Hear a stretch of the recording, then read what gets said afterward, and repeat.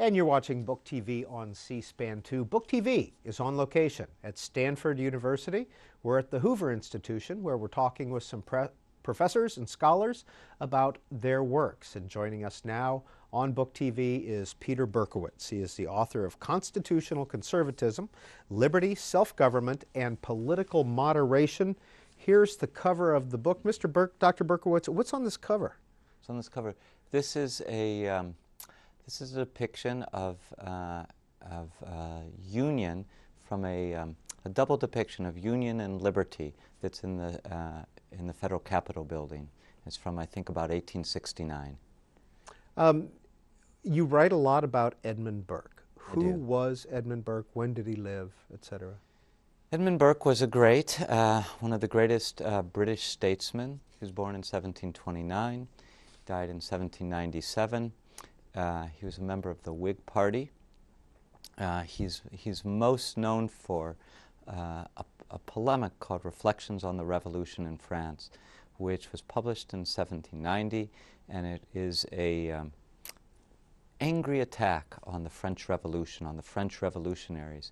And he denounces them because he regards the French Revolution, which of course is undertaken in the name of liberty, equality, fraternity. He regards it as a great threat to freedom. So his book, Reflections on the Revolution in France, interestingly, is a defense of freedom properly understood.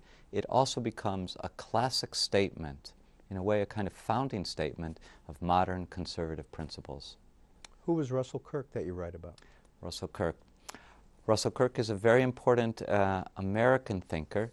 Russell Kirk published a book in 1953 called The Conservative Mind. And his book was part of a kind of renaissance of conservative thinking in the United States after World War II. In the wake of World War II, there were two huge threats that jolted a new kind of conservatism into being in the United States.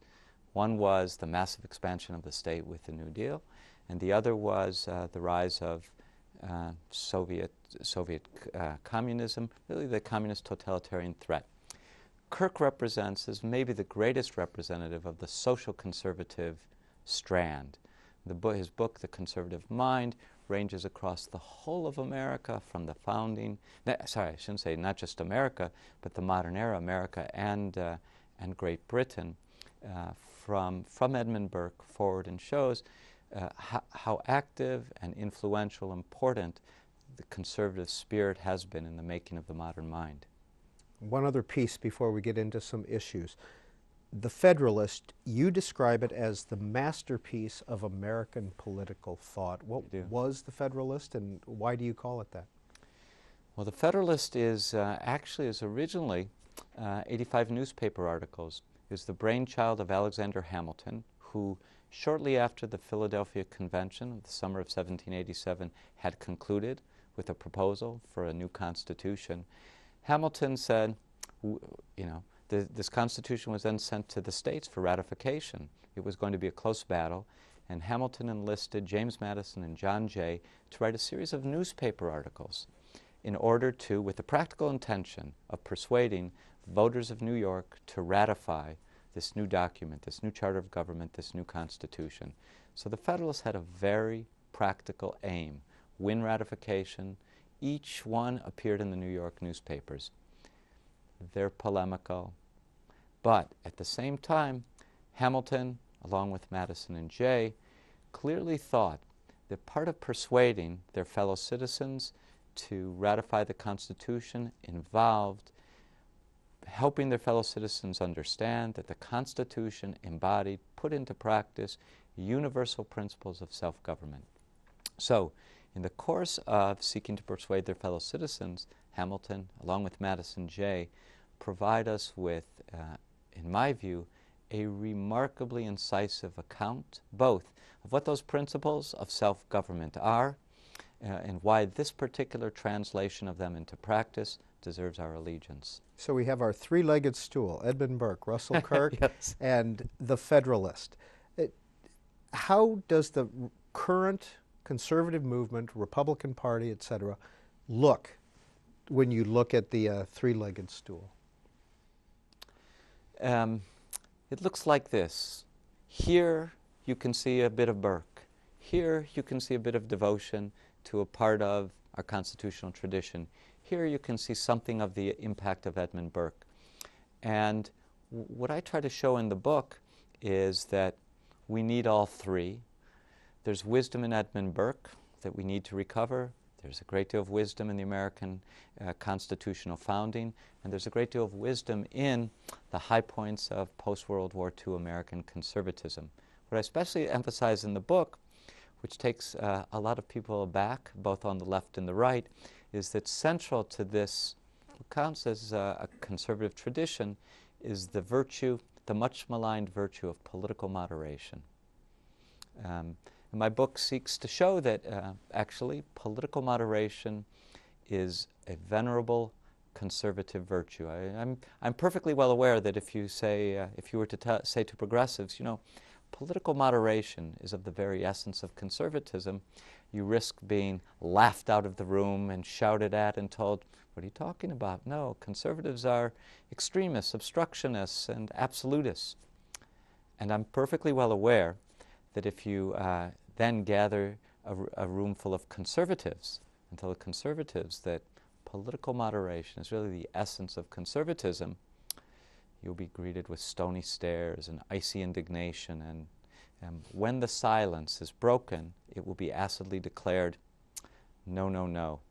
What's needed is not moderation today. What's needed is unwavering devotion to unbending principle and greater purity in the ranks. So I'm aware that what I say needs to be recovered is not regarded as a virtue by many. In fact, you could say that in this polarized age, one thing that progressives and conservatives actually do agree upon is that moderation is not a conservative virtue. So I disagree, and I think I find support for my view in Burke, in the Federalist, and post-World War II American conservatism. I should have one other point on this. Back in 1790, in Reflections on the Revolution in France, Burke writes that I'm aware that defenders of schemes of liberty soberly limited, will be accused of lacking fidelity to their cause because they soberly limit the claims of government. He says, I'm aware that moderation will be stigmatized as the virtue of cowards, and compromise will be stigmatized as the prudence of traitors. So, more than 200 years ago, so it was. Today, moderation maligned, and my guess is 200 years from now, it will be easy to malign this virtue. So I guess I should add then that I also don't understand this virtue the way that it's commonly understood. If I understood moderation to be, you know, sticking to the middle of the road, splitting the difference, compromise for the sake of compromise, then I might agree that it can be contemptible. But the moderation that I'm talking about, that I find exemplified in the thinking of Burke, in the American founding, and high points of post-World War II American conservatism, is the commitment to recognizing conflicting and worthy principles and working to accommodate, balance, and calibrate so as to do as much justice as possible to these conflicting principles.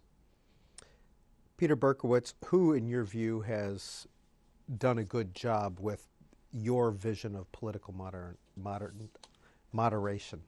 Today? Yeah. Well, you know, this book grew out of a concern that very few people were doing a good job with my view. I began to think about this in late 2008, early 2009, as candidate Obama, as it was becoming clear that candidate Obama in October 2008 was going to win an historic victory. You could hear, you could see social conservatives on the one hand devoted to conserving traditional morality, expressing their impatience, even disgust with libertarian or limited government conservatives. You could see, you could hear limited government conservatives expressing their disgust, impatience with social conservatives. And I began to wonder, how healthy is this for the conservative movement? I quickly concluded this was quite unhealthy. Around the